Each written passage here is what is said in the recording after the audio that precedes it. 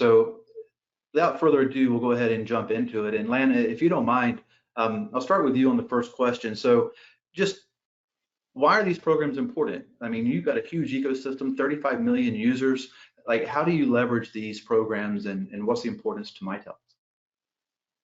Yeah, absolutely. Thank you for that. And we've talked a little bit about just differentiating partners. And as Rachel mentioned, thousands of partners. We have thousands of partners. And really, as an organization, while every single partner is important, it's critical to us to understand and segment our partner base to understand their value, not only to Mitel, but also the value out to the customer, and really determine how we can differentiate them based on the value that they're delivering. And for us, what that looks like, and certainly with the complexities of UC communication and the evolution and introduction of cloud, we needed some unique ways that we could measure and assess the value that our partners are bringing out into the marketplace. So our leveling program, while partner leveling and tiering has been around for years, we've done some new and interesting things to ensure that we are identifying the value that our partners bring out to our customers and to us as a business through the structure that we put in place. And we have ways of measuring partner performance, whether it's kind of traditional revenue, looking at MRR, monthly recurring revenue, as well as additional things like training and other strategic values that our partners are bringing. So our leveling program gives us the ability to identify really what's important to us as an organization, what's critical to ensure that our customers are satisfied and getting what they need from their partners. And through the leveling program, we can segment and differentiate partners based on how they achieve each of the different objectives that we put in place. So that is at a very, very high level, the value that we see in our leveling program. And at the end of the day, it enables us to give that value back to the partners to ensure that our customers are receiving the value that they need from partners, and that we're able to properly segment and assign resources across the partner landscape. I appreciate that, Lana, and I'm going to take a pause because I've got a follow-on question to that you touched on the partner types. But let's get the first poll question up too, so we can go ahead and get some folks engaged and giving us some feedback as well. Brenda, would you mind kicking up that first poll, please? Okay, thanks, JD. So first poll is we want to find out if your organization has a partner leveling program. So yes, if it's an integral part of your partner strategy.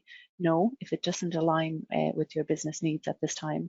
Or no, but you are currently evaluating the need for one. And if you are, hopefully this webinar today will give you a little bit of help with that. So just to reiterate as well, if you have any questions at any stage for the panel, just pop them into the question box and we will get to them later on. So yeah, the results for this one, I can see them coming in and we'll share them later, but interesting. Okay, I'm going to close that off there now. I think most people have voted and pass it back to you, JD. Right, thank you. So Lana, you talked about the different partner types that are coming in. Are you finding that you're having to create different program types or different leveling programs based off the partner type? Does that play into the conversation? It does. You know, it's a great question. Years ago, we very much segmented partners by partner type. And then we shifted and went back to kind of have this generic approach. And I will say we are pivoting back to having some unique focus on just variance by partner type. Just with what we've seen recently in the market and the unique need that we've had in our business to get a little bit more targeted and strategic with the partner types, we have just begun to reintroduce some of that back into the program. So for us specifically, the value that we're seeing in the different types of partners, it's been very critical. We do have a global partner program, so it's consistent across the world. We've organized the world into zones to help manage the distinct variations because there are absolutely regional variances that we need to be mindful of. But in addition to those regional variances, we're beginning to see the real value out in some of the distinct partner types, whether it's a traditional VAR, whether it's a service provider, whether it's a infrastructure as a service provider. Those different types of things are, for us, beginning to be a little bit more distinguished now than pre-pandemic that we saw. I appreciate that. Before we move on to the next topic, Rachel, Kenneth, anything to add on to that as well from how you see the leveling programs? Yeah, do you mind just kind of something Lana called out there in passing was around having a global program. So often people struggle with that concept of a global program. But Mitel have a very mature program. I've worked with them for a number of years and they've done a really great job. Lana touched on it by, using zones for geographies and having different partner types to deal with those different go-to-market motions right out to the end customer.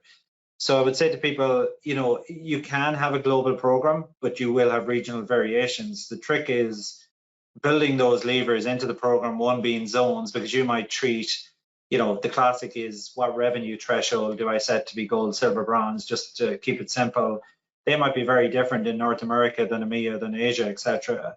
So, or you might use points instead of revenue, but either way, you can build in, the zones in Lana's case she just mentioned. So you can have a global program, and there are a lot of advantages to having a global program rather than 4 or 5 regional programs. You take a lot of kind of internal strife out of it by having a global program. So it takes a bit of legwork, as Lana will know at the beginning, but it's a well worthwhile exercise in the long run.